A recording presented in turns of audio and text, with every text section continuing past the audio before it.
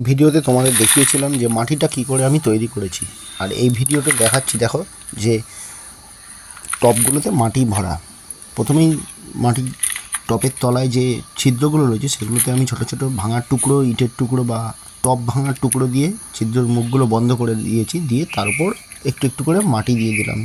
যে ভালো মাটিটা তৈরি করেছি সেই মাটিটা আমি দিয়ে দিলাম। দিয়ে এভাবেই প্রত্যেকটা থালা টবগুলোকে আগে ভরছি, যেগুলোতে আমি পিটুনিয়া গাছ লাগাবো। তো এইভাবেই যতগুলো থালা টব আছে সব আমার ভরা হয়ে গেছে।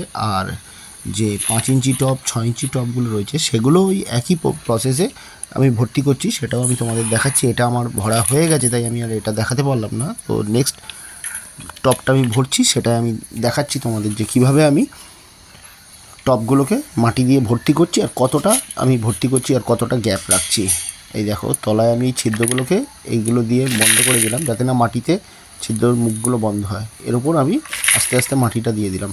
আর মাটিটা ঠিক দেবো দেখো টপের যে গলা অবধি রয়েছে সেই অবধি, প্রত্যেকটা টপের তলায় তাই দিয়ে দিলে তাহলে জলটা পাস হয়। এই দেখো এইভাবে দিতে হয়।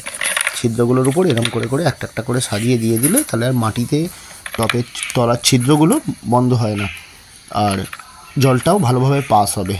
দেখেছো কীভাবে আমি দিচ্ছি? ঠিক এইভাবে দিতে হয়। যারা জানো তো জানোই, কিন্তু অনেকে জানো না, তাই তাদেরকে দেখিয়ে দিলাম। এভাবেই দেবে, দিয়ে এরপর আস্তে করে একটু মাটি প্রথমে দিয়ে দেবে। এই দেখো দিয়ে দেওয়ার পরে এবার পুরো টবটা তুমি ভর্তি করে নেবে।